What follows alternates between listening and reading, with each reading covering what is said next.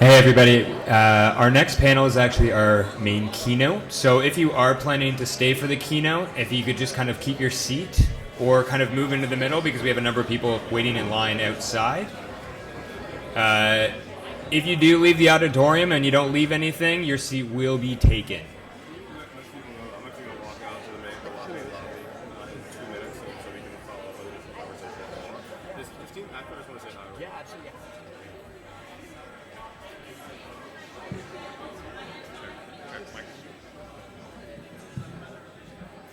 Also, if you'd like to talk to Franklin or any other panels, they're going to be out front of the lobby. 1, 2, test. If you'd like to talk to Franklin or any of the other panelists, you can do so in the lobby.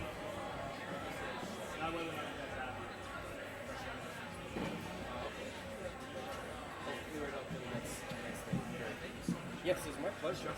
Oh, hi, Jesse. Okay, so good. We talked to you on the phone. Good. It was good. I had a lot of fun. Yep. Really cool. I'll be happy to come back. It's really a lot of fun. Yep.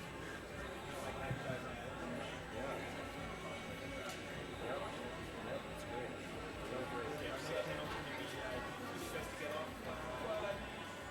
Thank you so much. That's great. Yes. Great. Oh, yes, you're going off. Okay.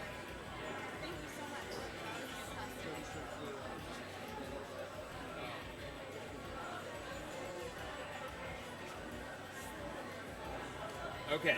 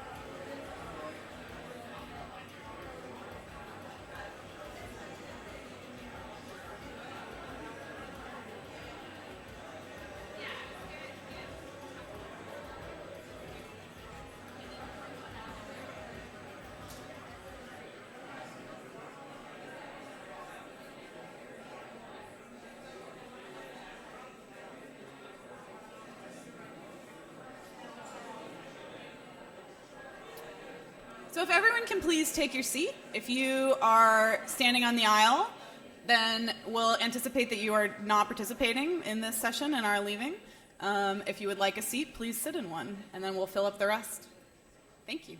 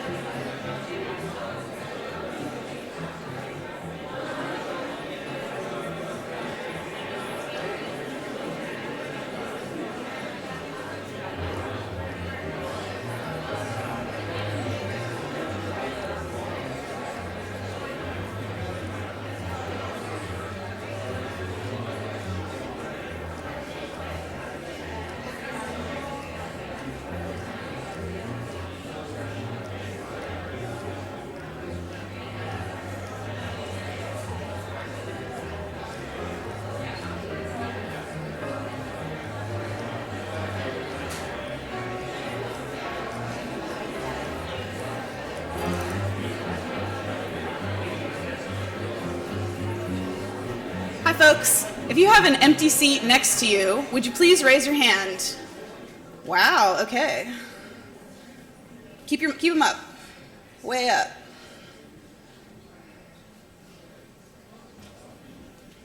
Are you counting hands or empty seats? 22. Okay. Thank you for your patience. We're trying to get a full house in here.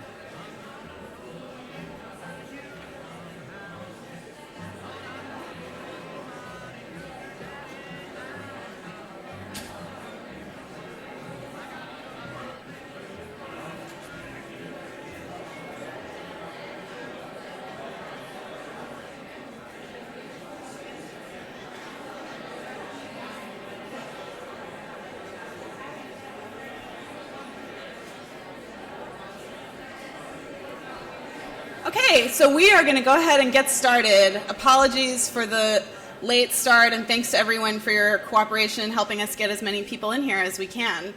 It's my pleasure to introduce again IFP's Executive Director, Joanna Vicent, who's going to moderate our first keynote of the week with Christine Vachon and James Schamus. So welcome, Joanna and Christine and James.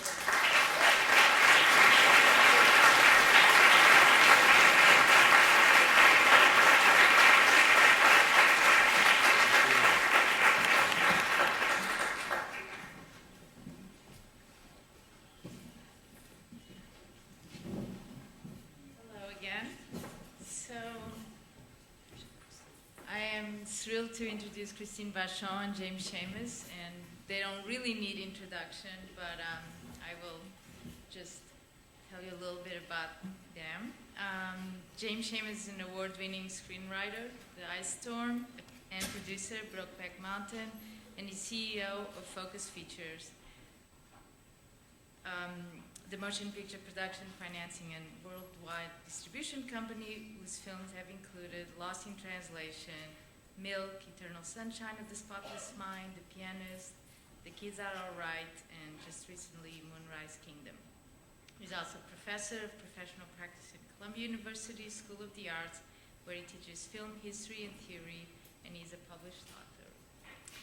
Christine Vachon is the co-founder of Killer Films. Based out of New York, Vachon has produced more than 60 acclaimed independent films, including Todd Haynes' Venice Film Festival award-winning I'm Not There, as well as Haynes' first feature, Poison, awarded with the Grand Jury Prize at the 1991 Sundance Film Festival. And since then, she has gone on to produce some of the most celebrated American indie films, including Academy Award-winning films Far From Heaven, Boys Don't Cry, and films like Hedwig and the Angry Inch, Happiness, Safe, and A Short-Handy World. In television, Vachon executive produced the Emmy-winning program This American Life for Showtime and produced the Golden Globe-winning miniseries Mildred Pierce for HBO. Thank you for being here.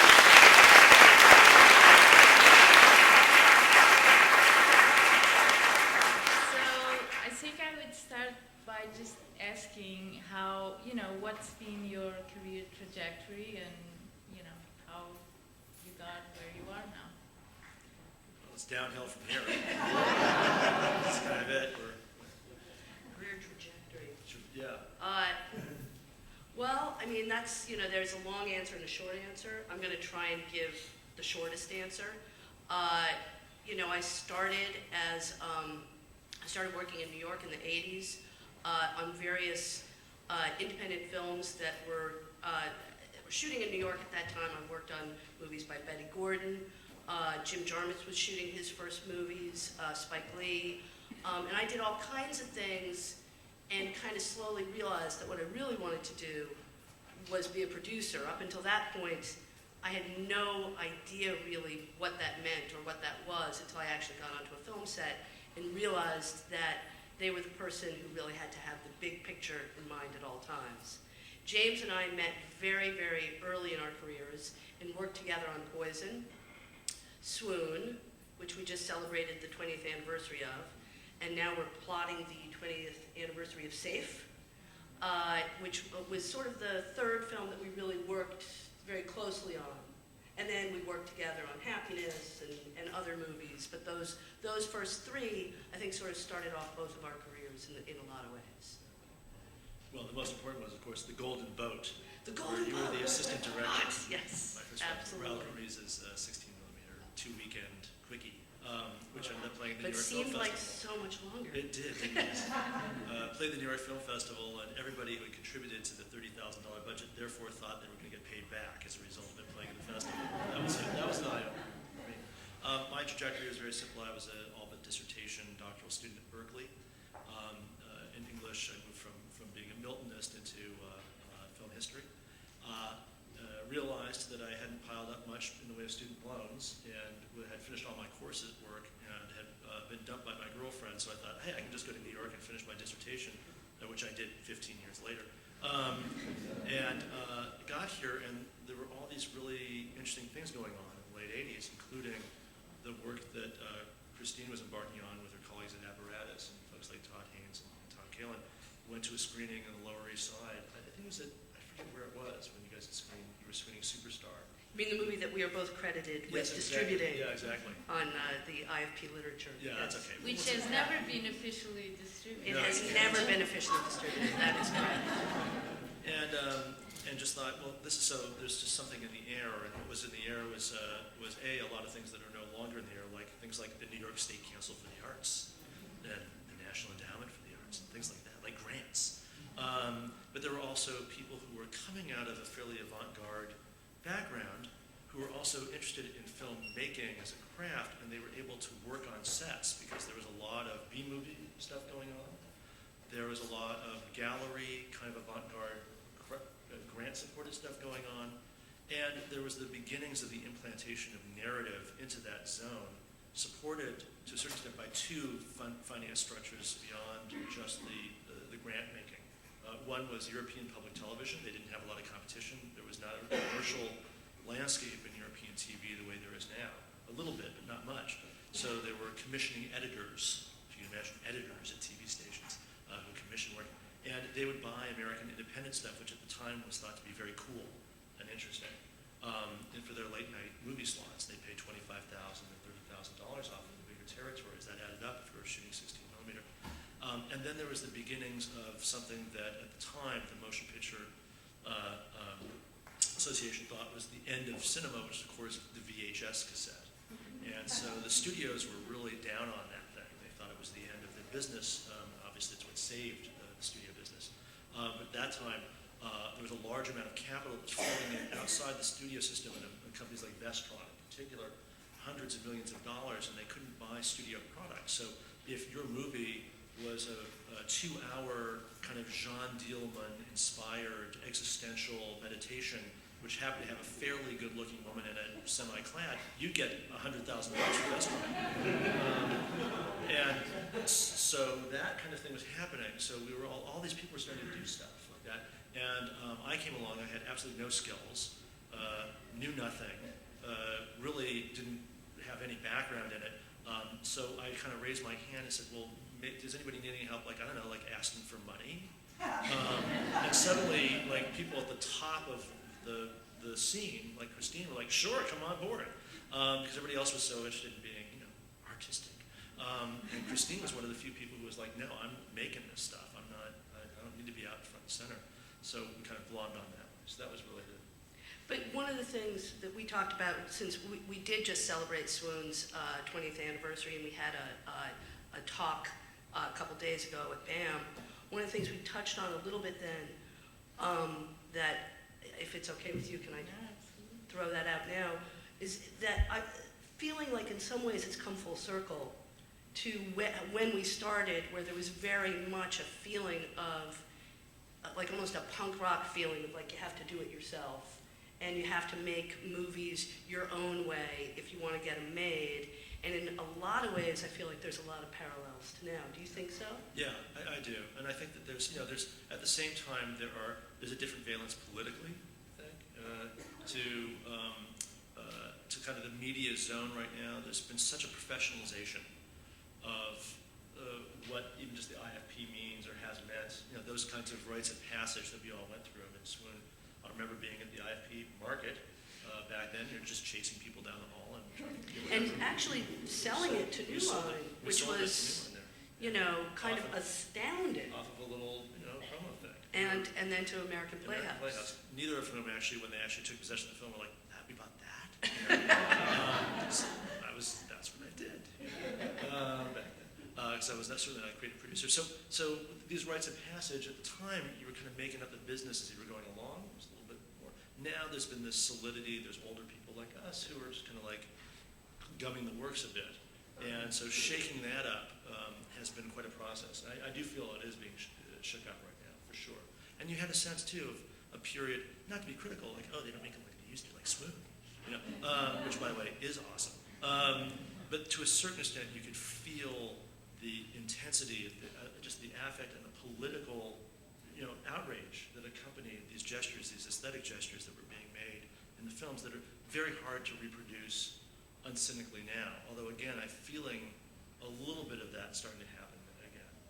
So I remember like 20 years ago attending a workshop that you guys did with Apparatus Productions, and you had kind of a book, a guide, the indie filmmaking, low budget guide, and it was kind of the Bible.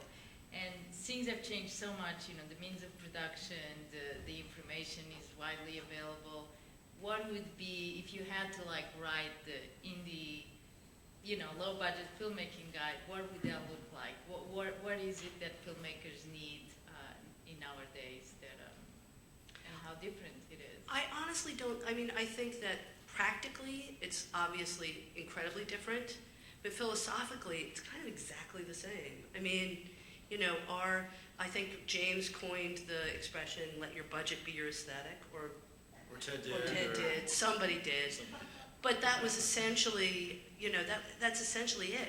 You know, work with what you have and try and turn your limitations into positives. That's how you make a movie that isn't showing its limitations at every juncture. You know, and when I see, these days I think independent films more than ever before, it's all about being truly original. I mean, that's what sets them apart, and that's what makes people go. I mean, look, Beasts of the Southern Wild is a great example. That is a movie that couldn't have been made by any other group of people except that group of people. And that, I believe, that sense of authenticity is what's driving audiences to see it. And that, more than anything, is I think, more critical than ever before. I mean, you do have, to a certain extent, one issue that really has kind of come to the forefront with the change of both workflows with digital, as well as the availability of a kind of more chameleon-like approach to the aesthetic, with the ability to manipulate the stuff, which is that production values, Right. And this is the lure of it, production values have risen. You know, you can get a Canon camera, so adapt this, roll it, and you can kind of make it look more expensive, right? So we're seeing a fair number of those films in the Sundance trajectory, kind of flowing through there. The problem is that looks like good TV, right? So there's a little bit more. Back in the day, when we were starting out, there were 250 commercial venues in the United States that screened 16 millimeter prints. You can imagine. Now, maybe there's one or two. No, If there is I any. mean, there are entire countries. I mean, I was visiting Norway. Norway has one 35 millimeter projector left in the entire country. Right? It's working. So there, the aesthetic was really, you were pushing up both technically and aesthetically against the dominant culture. Now it's very easy to slip into it and pretend that you're part of it. And I think that's a big conundrum for a lot of films, is which direction do I go? How much do I assume the mantle of a kind of look and feel that is the common currency without having kind of the infrastructure and support and the ideology behind it? As a producer and a distributor, do you ever feel like in conflict, like where you're responding to something that is incredibly original but maybe doesn't have the kind of big audience appeal that as a distributor you would take a risk on? This conflict, I think that conflict really only comes up about 47 times a day.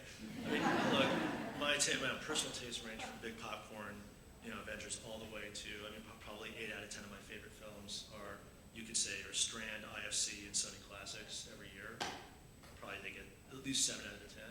So, and then there's a few other distributors, let's go. There's a minority, but my point is, so I have to constantly acknowledge the straitjacket I'm in. I'm sitting on a fairly large overhead.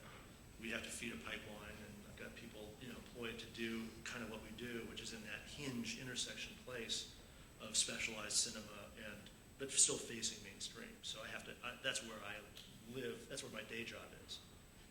When I leave the office, I get to, watch my own stuff.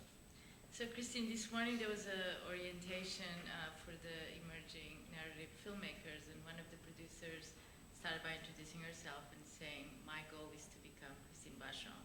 So, so what is that secret? And I know that recently we were at Sundance together, and they had that people feel that card that said, when I became a producer, I didn't know I needed secret ingredient. Mm-hmm. And so I wanted you to kind of talk about what has been the secret ingredient for you to be Christine Vachon. I don't know. I mean, sometimes I think it's just, Killer Films has managed to survive For 20 years, and I often said, and I said that night in Sundance, we're cockroaches. We just always manage to figure out at each nuclear blast,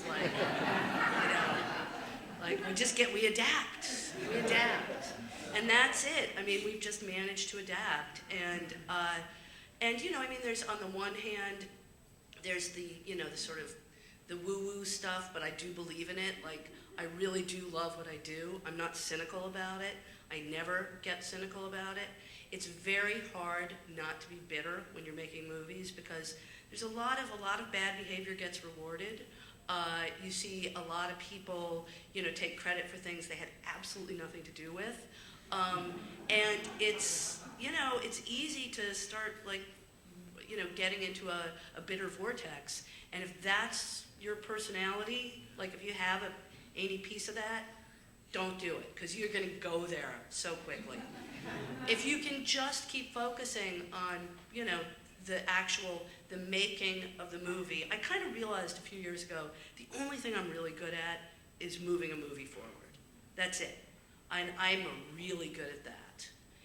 I know how to take a film that, needs to inch from point A to point B to point C to point D to finally get into production.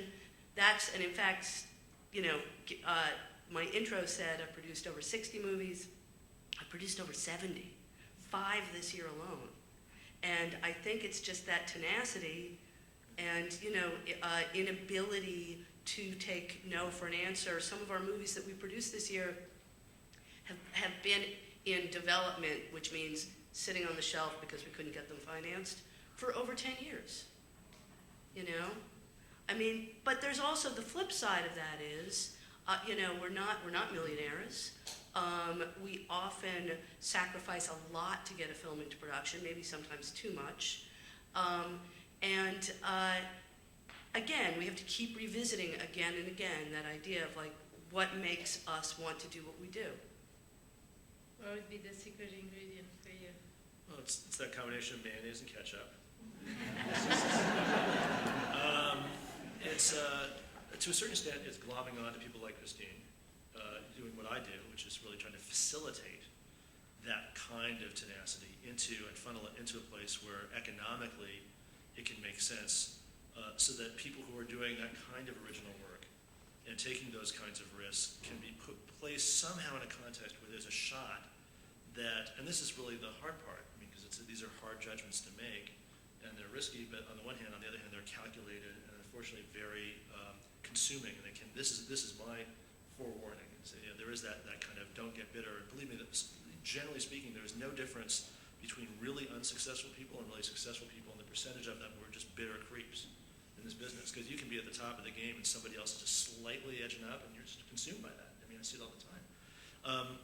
But to a certain extent, what I've got to do is accept the system that I'm in, which is capitalist. In other words, at the end of the day, the movie, what you call the movie, is a bundle of rights that has been pieced together with a certain amount of capital, labor, and material. And for it to function and move through the system and get out the other side, and by that I am explicitly relating the system to the lower digestive tract. It has to have, at the end of the day, some reasonable chance of making more of that than went in. Okay? So that's kind of a mystery, but that's the system, right? And so my goal is to find people who are out there doing that and figure out on this one if I can get it to that point. So then the goal is you'll be able to make another one. They'll actually put down for the next one. So at Focus, we've been around this. It's our 11th year, and luckily we've managed to send a check home to the mothership at the end of the year and stay out of trouble and do cool stuff. At least 1 or 2 really cool movies a year. That's my threshold. That wouldn't have happened otherwise. And people then on a roll, then they're off to the next one, whether it's with us or somebody else. It doesn't. Of course, I'd love it if it was us, but it's not always the case because material drives a lot of that. So, but you really are at that point dealing in a system of capital equivalency. Everything is equal to everything else. One nuclear bomb that the roaches survive is equal to 500,000 tons of oranges. It's just the valuation in, and that's a reality I have to live with every single day. Well, one thing I just want to say, just because this is the independent feature project, one part of the flexibility or the adaptability is we don't just make theatrical features anymore.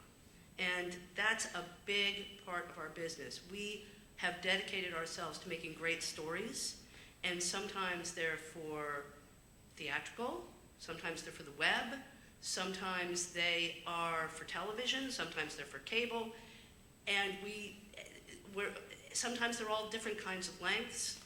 That, I think, is crucial, that tying yourself to this idea that you can only make films that are of a theatrical feature film length and that will be shown in that way is going to prevent you from really getting out there.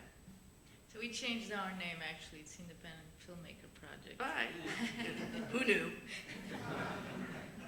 So, but that's a good segue into kind of how do you keep it fresh and how do you work with new talent? I know, for instance, that you guys developing something with Dee Rees, who did Pariah last year, and give them the room.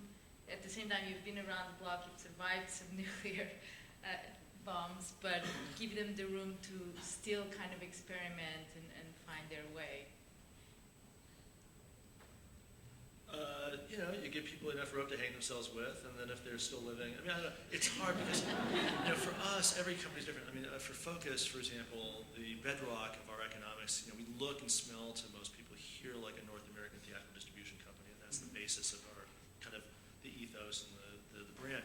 But of course, when you open it up, we're very different from everybody else in the sense that we're essentially an international finance and distribution and sales operation, and therefore our slate tends to look a little less American than our peers, probably because we really have to rely on overvaluation, above regression, in key territories, and with these key partnerships overseas for the vast majority of our films. That's how we managed to stay afloat all this time. And right now, the North American theatrical game is such a huge loss leader, even for a lot of your most successful films, that you cannot just simply rest on that. You have to be looking for nickels and shekels and euros and whatever you can find all around the world. And that's really why you'll see so many of our films have that flavor, that feel of kind of both, they're here and they're there. So it's a mix. So that does a couple things. It allows American filmmakers, for example, to try out voices that might be a little alienating to their friends and neighbors, but might have a place somewhere else. But it also cuts off a lot of American voices. Because if it's a really genuine, if it's kind of a local homegrown, even if you would say parochial, well, sometimes some of the great American voices are parochial. They need to be local. And that's very hard for us to do, because if there's no interest overseas up front, it's hard for us to finance them. So we're caught in a little bit of a bind on that too. What about you, Christine? You mentioned that, some films are made for the web or for television. Like, how do you determine that? Do you feel like sometimes the filmmakers have like high expectations that it needs to be theatrical, or it's something that you feel people... I mean, all of that's changing. I think, it used to be, just seeing, you guys can all see the flock of filmmakers racing to HBO right now, of A-list filmmakers. They're racing there for a reason. Their budgets are being supported in a way that they aren't theatrically. But not only that, television has become a lot less risk-averse than theatrical. And filmmakers, television is saying, especially cable, is saying, bring on your ambiguous endings and your unlikable protagonists. We're into it. And so, literally 5 years ago, filmmakers would come in to meet with me, and I would suggest maybe this script was more appropriate for HBO or Showtime, and they would, and actors too, believe me, they were like, no way, no how. And now that's completely flipped. And now I get it after HBO passes. But it is amazing. It is cliche, it is stick. We're all supposed to say, some of the best work is on television, and believe it, which I do. But it is true. 5, 6, 7 years ago, I'll never forget. I was commuting back and forth to LA, as is my want, staying in a hotel, and I would see at the gym in the morning an actor who I knew from many, many years ago, who I've always loved and loved and loved. I cast him in a film really 16 years ago. And the third trip, because basically everybody who works at those hotels in LA are all just gorgeous, but the people at the gym in the morning are the middle-aged dudes. And so I would see him, and I'd say, I said, what are you doing now? He said, oh, I've got a TV pilot. And I'll never forget, this is a very searing memory. It's like implanted on me, just showing what an asshole you can really be, just in that casual, offhand Hollywood way. I literally said, well, some of the best work is done on TV these days. I mean, the most just patronizing. It's like, and even as I said it, you can't take it back. Well, I saw him about 6 or 7 months later at the Golden Globes. It was Hugh Laurie, the first season of House, had just wrapped up. And I was like, kind of thing. But it really is true. I mean, and there's something else deeper going on there, not just simply in terms of the economics. It has to do with narrative, the sense of aleatory and exploratory and open-ended. Absolutely. And multi-character and this kind of Dickensian wonderful look. And we all make the obligatory reference now to The Wire, as we do in the West Side. But I think a lot of it has to do with the fact that I don't think you and I grew up with great TV. Yeah. I mean, I grew up with the Brady Bunch, and I mean, they were great, but I grew up thinking that television, which was called the idiot box, was supposed to be completely different from film.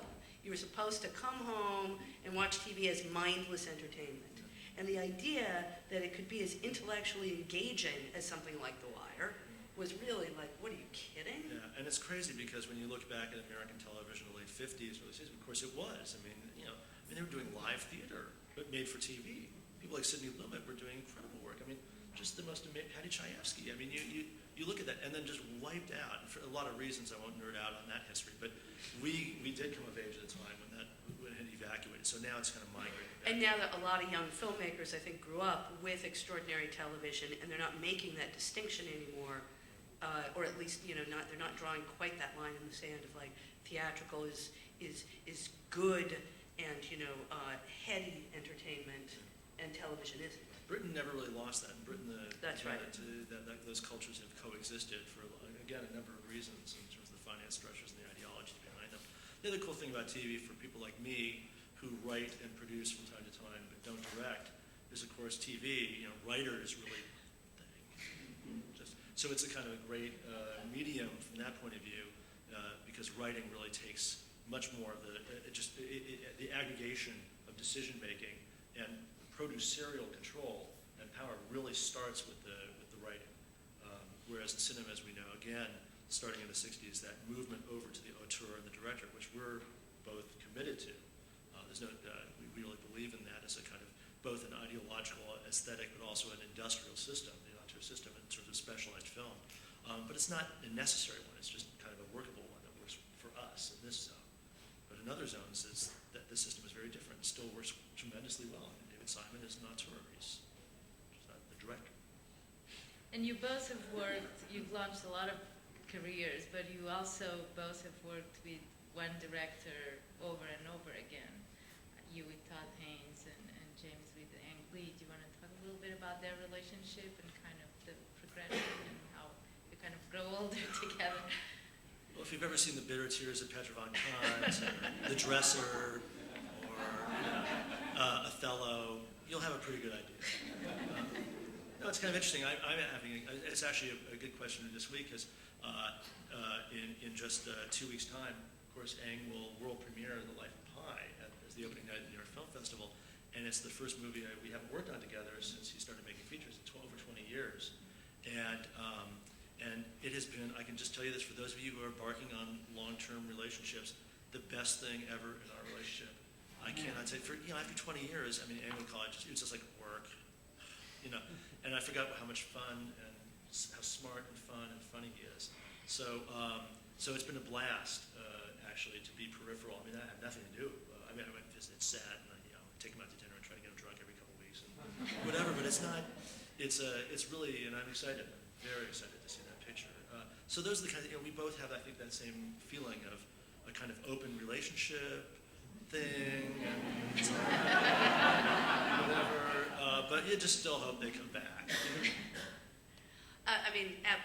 So far, knock something. So, knock my head. Todd and I have really worked on everything he's done since Superstar. I get credited with producing Superstar all the time. Do you guys even know what Superstar is? Yeah. Because if you don't, you can illegally download it on YouTube, and you should absolutely do it because it's an extraordinary short film. Anyway, since then, when I saw Superstar, I really thought to myself, I don't want him to make another movie that doesn't have my name at the beginning, and he hasn't. And it's a great relationship. It's a very it's a relationship that's had a lot of time to grow and change and have a lot of shorthand. I mean, when we were making Mildred Pierce, which was a 6-hour movie basically, it was so massive. It was such an undertaking. I think like days went by where we didn't even see each other, because he was working on his part and I was working on my part. But there was such a trust that we built up over the years that was okay, and that's it's one of the great relationships of my professional life, and of course we're great friends too, which is just like the gravy, if you get to actually like the people you work with. I think the free unwanted advice on the producing front, and the key to these kind of long-term relationships is, on the one hand, they have to truly believe that you're there for them. On the other hand, part of being there for them is being honest. That's exactly right. And telling them the unvarnished truth and your opinion. And so many people make that mistake. I don't want to piss her off, and I'll just kind of weave around, or I'll fix the problem before it gets, and that usually leads to tears. Well, having worked with a number of first-time directors, and you have too, but one of the hardest things about working with first-time directors is when you make their first film very successfully, and then they go off into the abyss of managers and agents, and you realize no one is ever going to tell them the truth again. And that's that has can have a tremendously negative effect on a career. So if you have a piece of advice for any kind of emerging producer in the room, like what would you Look, the whole advice thing, I do have, I always say the same thing. Why would you ever listen to somebody giving you advice? Because the only reason they're giving you advice is because they're not going to be giving you money.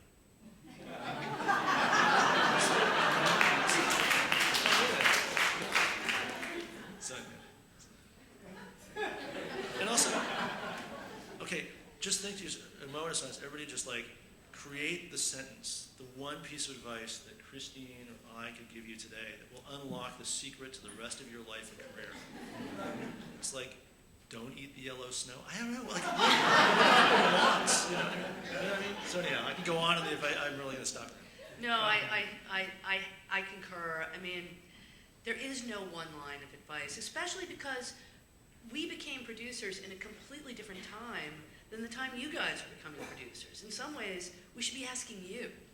You know, I mean, it's just, it's hard to say, you know, and I don't want to have the courage of your conviction, follow your heart, you know, that's the, you know, that's the usual obvious stuff. I mean, you know, I've heard other producers on panels say, don't invest your own money. Well, I have, you know, so I didn't follow that advice.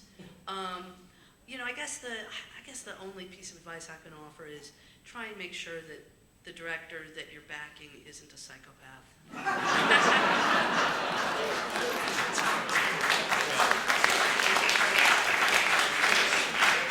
Oh, you notice you didn't say sociopath, because that's fine. It's totally acceptable. Should we open up for questions? Sure. I think there's a microphone on each side. Oh, yeah, so yeah.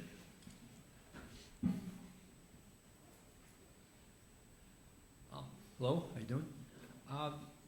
Question to both Mr. Schamus and Ms. Vachon. Do you two have projects that you've been sort of incubating for a long time, projects that you've, you know, going back maybe even 10 years or 20 years, for that matter, that you want to see get off the ground, but for one reason or other hasn't happened, but you'd like to? Yes. Can you talk a little bit about it? I mean, we made a movie this year called Kill Your Darlings. That was directed by John Krokidas. It was about Allen Ginsberg, Jack Kerouac, William Burroughs when they all met at Columbia University. And that was just that movie was an example. When we first started trying to make it, we were trying to make it at too high a budget, because sometimes I'm a little behind the marketplace. You know, we all are, because you're waiting, you know, you're taking something to market without quite realizing, you're waiting for the market to speak back to you about what your movie is worth. We went out at too high a budget level, especially with the talent we had attached at the time. And then we bided our time. Now I can say in retrospect, you know, it's always great in retrospect because you can make it look like it was on purpose. But what we did do was we put it aside for a while to sort of allow the marketplace to forget about it a little bit. So we weren't bringing it back year after year as the unsold movie.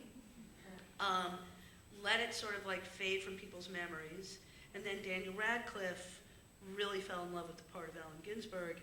And that allowed us, just at the moment where he was gaining traction, he was doing How to Succeed, he was clearly re-emerging as a real actor besides his Harry Potter gig. And then he opened Women in Black.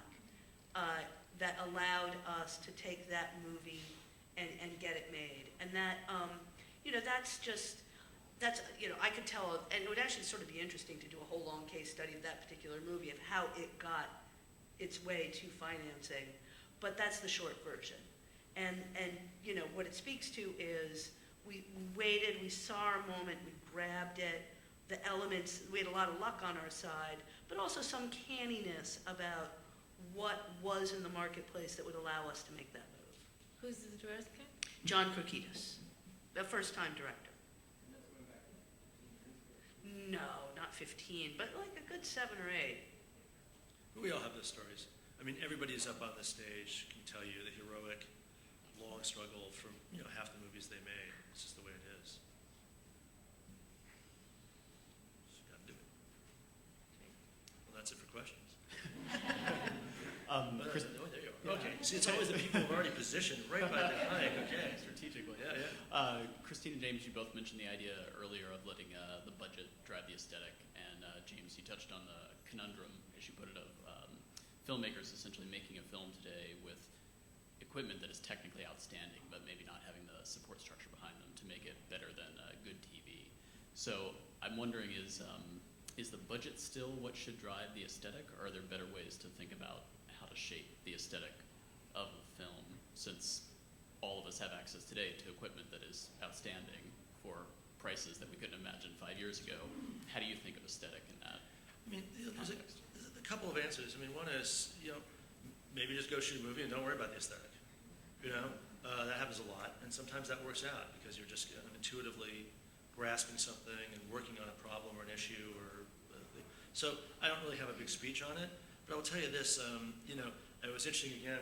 We saw this just this week when we went to the 20th anniversary screening of Swoon, and at the time of, you know, really the explosion, that first explosion of kind of the indie thing. We didn't say indie back then, by the way. That kind of happened somewhere along the way, and I find vaguely queasy. But anyhow, you found a lot of filmmakers doing period stuff.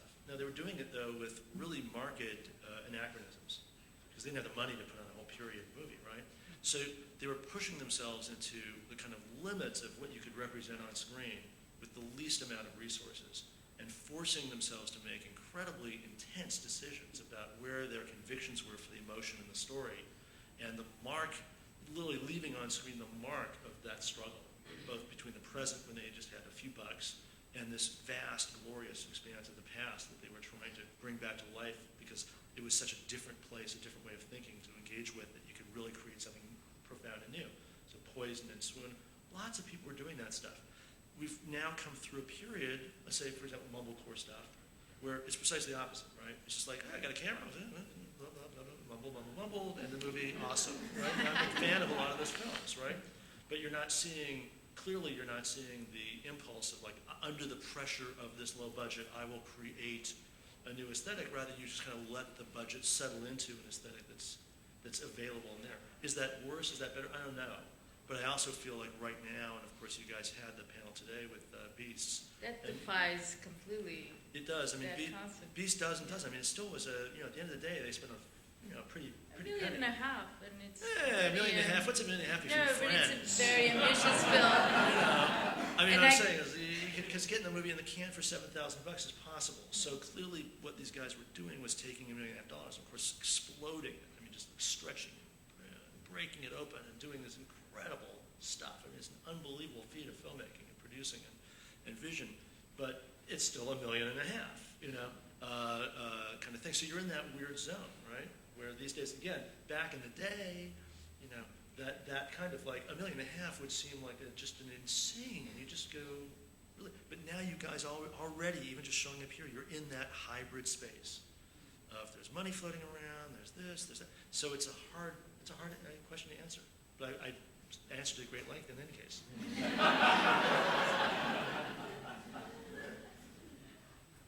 Hi.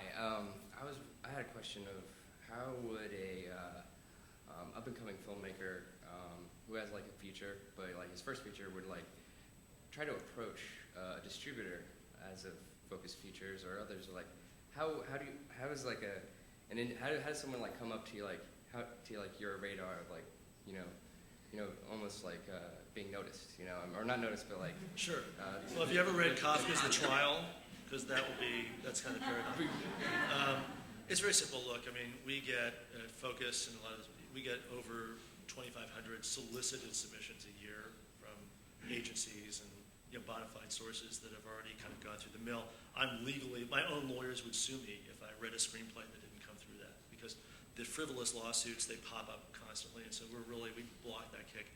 But for those who are going to their first feature, or filmmaker-y, feature-y, independent thing, in general, it's going to be that short film, or it's going to be a concatenation of talent, some attachment, or something where there will be an agency that says, I just put my client onto this really cool, low-budget thing, take a look. But there's, I always say this, okay, here's advice, actually. Oh my God, I'm going to give you some advice.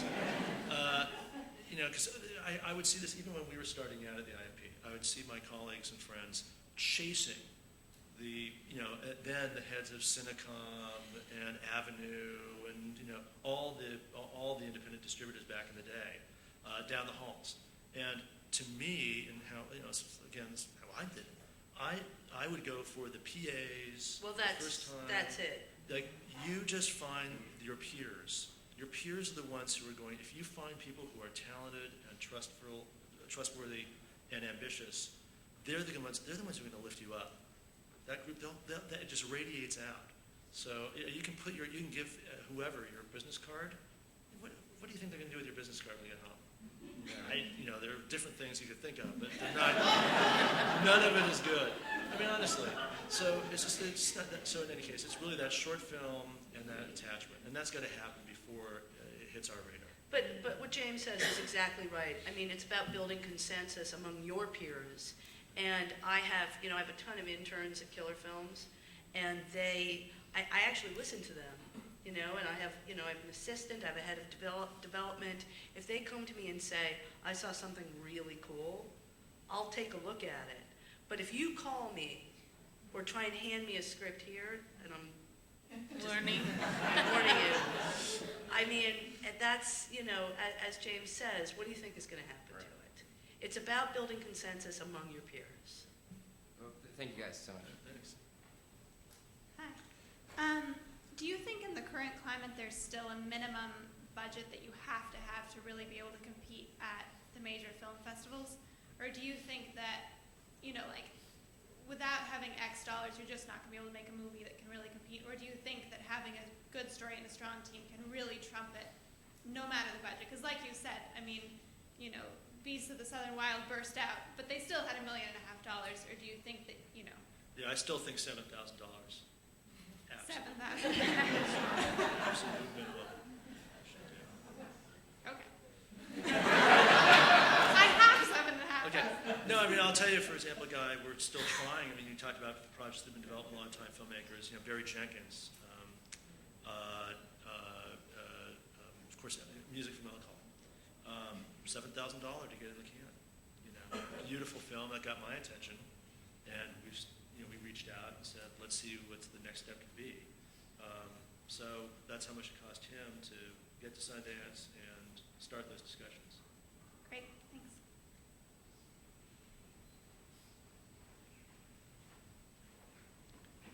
Pity the fool with only 6,000. There's a question. Hi, my name's Mandy. I just have a question about projects that you talked about having shelved for years on end. I have come from this below-the-line production world in independent film, and for the last couple of years I started working as a line producer and have now shifted to above the line. And so I'm trying to push specific projects and packaging and learning a lot as I go, but how do you know, in your own experience, when it was time to maybe abandon a project and kind of say, okay, you're going to go over here for now and work on another one without truly, I mean, for my own projects, I don't want to abandon anything. I mean, honestly, it's somewhat organic and intuitive. I said this earlier about listening to the marketplace. And, look, we take movies out to be financed. And we learn very, very quickly what the appetite for them is. And sometimes, the appetite is exactly what we want it to be. Sometimes it's like, you're going out at 8, but I like it for 6. Or, you're going out at 6, but I like it for 4, or what have you. And so the elements that you have attached, you do get a sort of response from both the international, domestic, potential equity financiers, et cetera, pretty quickly. And then you have a kind of, you have to sort of figure out, can you make the movie that you want to make for what the market is telling you can make it for, and how much reorientation of the filmmaker, and his or her vision is necessary, and is it even possible? Because sometimes it isn't. Sometimes it's like, I can't make that $6 million movie for $1 million. I just can't. And not make it in any way, shape, or form resembling the film that I was inspired by or decided I wanted to do. So all of those things, it's more organic than that. It's sometimes I feel like, all right, this is a movie that I clearly can't make now. It's just too hard. But it might get less hard if I get the right piece of talent. It might get less hard if there's just a sort of reconfiguring of the cultural landscape that I feel like I'll be able to, have an intuitive sense of maybe in another year or so. Look, after the writer's strike, it was really tough once it was like, okay, writer's strike is over. Okay, you can all start making movies again. But everyone was so, like, in such a financial, it was like the euro, and so it was really, I took a couple things out, and I was like, okay, that's not working. Okay, that one's not working. Like, what are people really going to be open to after such a devastating thing happened to our industry? Sometimes it's also about partnering with other people. I know that, we've worked together. You worked with Ted, you worked with James. So sometimes also, like, when you can't make it on your own, sometimes there might be someone else who might bring something. You've had a long history of collaborating with other producers. Yeah, but I think it's not just about not making it on my own. Sometimes it's just, when I first started producing, really the main thing I had to do was make the movie as well as I possibly could. That was my job. And now it's about managing the financiers, managing the distributor if there's one in place already, the foreign sales company. There's so many other things that have to be managed besides simply making the director happy. It's just a really different job. I need collaborators. And also the explosion of credits is it's been phenomenal. You look at the early films, it's like, she's the producer. I'm out there raising money. That was executive producer, that was that. Now, it's just, we go on and on. But, and it's hard because when you approach an actor and think, oh yeah, cool, well my manager will be producing, right. What is that? And so your entire workflow involves the kind of massaging of this gigantic core of, oh, they donated some equity, they're a producer, that kind of thing. So the PGA is, clearly the Producer Guild is really trying to work to whittle that down, but it's going to be it's a tough. Yeah, but it's not going to happen because at the end of the day, if somebody comes to you and says, if you're an independent producer, here's 25% of your budget, but I need a producer credit for me and my brother, your answer is okay.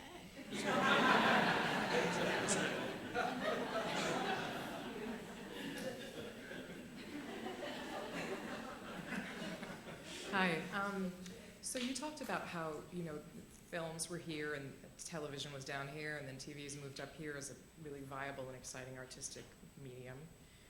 What do you think is on the forefront of that now? I mean, would you say it's the web? And I know people have been talking about the difficulty of monetizing the web, and so then how do you make more things for the web? So I don't know if you guys can speak to that. Look, here's the deep structure, and I'm not going to put out the crystal ball and tell you how the degradation in revenue from DVD, which is really the profit margin for the entire business, as well as key valuations for some of the bigger territories overseas, which are now disappearing because the television systems that back them up, the commercial TV systems and ecologies that back those up are gone. Italy and Spain, the most recent. And when you wipe out those two alone, you've literally wiped out profit margin there. You drop DVD sales by 40 to 50%. You can see what happens if those were cash cows. People were clearing $10 a box before.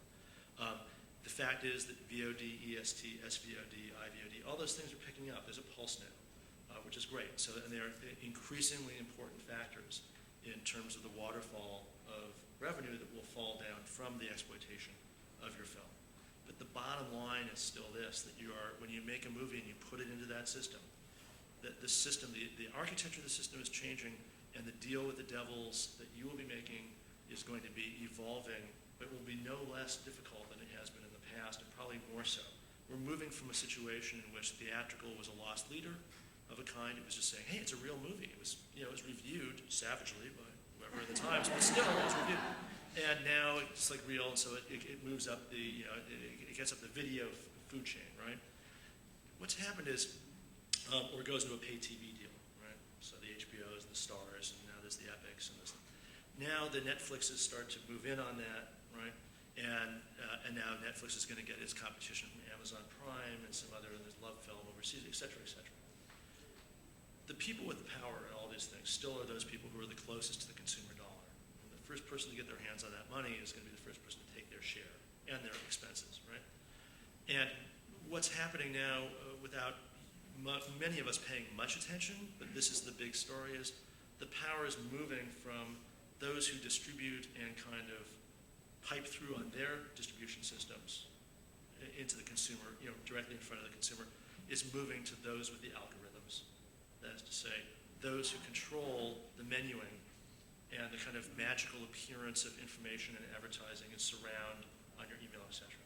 And so our consumers, such as you are no longer just consumers. What you are also, when you are effectively taking the candy that we are making, the content being king, supposedly, but what that is just simply a little bauble that gets you online and gets you interacting and then gets you producing. You are producing when you're doing that, because what you're producing is the most fundamentally important thing now in this ecology, this economic ecology, and that, of course, is information about yourself and your friends, right?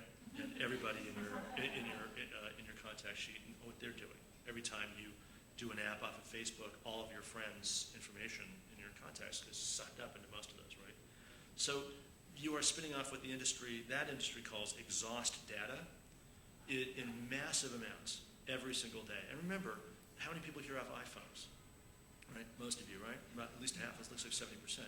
I am sure all of you hit the streets in outrage last year when it was discovered after years of Apple lying, literally just flat out lying through their teeth, that they were not geo-tracking you. When those two grad students found the code, that they were just tracking you, just whether you had it on or off, right? Everywhere you go, every purchase you make, every email you write on Gmail or Hotmail or whatever is read. It's all read. That's why when you write a lot of emails about, I think I might have found an apartment on 14th Street, like magically, there's ads for real estate brokers, no fee. What are you thinking, right? So what's happening here as this surveillance culture creates this data. You don't own it. It's owned by other people. There's over 1,000 transactions a year that take place between people like Axiom and others who are selling that. Well, guess what?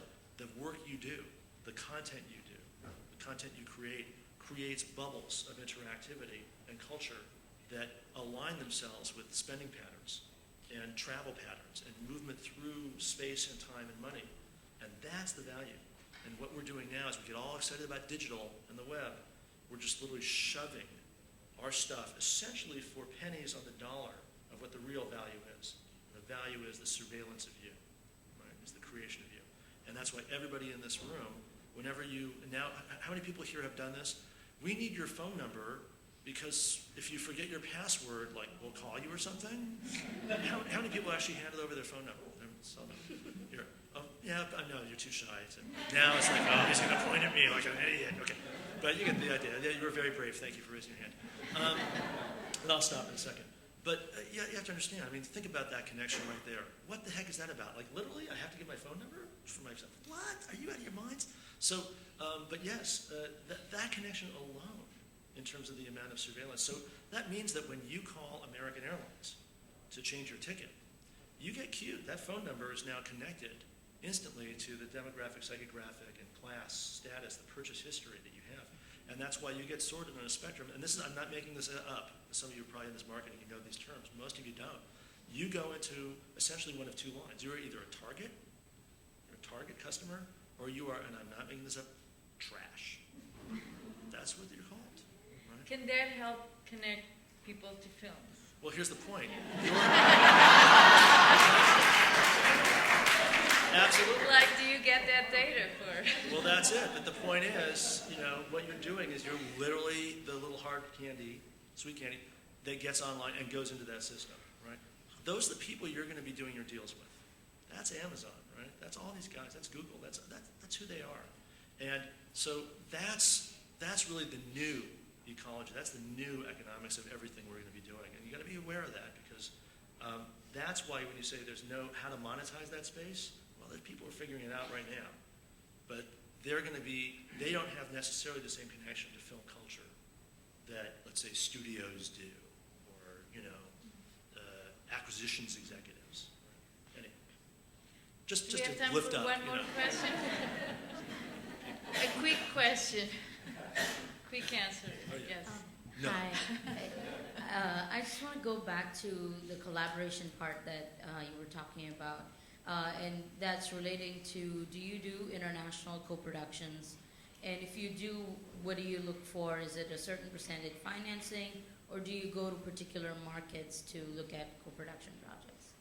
Well, that's really a question for you because America technically can't enter into any co-production treaties. I do some co-productions because I actually have a European passport, so I can do some as an individual, but we cannot do, Killer Films cannot enter into co-productions. That said, it's a very short answer. I don't think there's a movie we've made where people have this fantasy. I was sending this, they just write a check. It's not, again, open the box and you'll find a very different picture, which is the valuation, however you come by it, and often it is by figuring out how to piece together some foreign soft money, tax breaks, equity deals, or co-production. It's unbelievable. I would say it's twice as difficult now as it was 10, 15 years ago to piece that together, but we do it on every movie. Great. Thank you very much.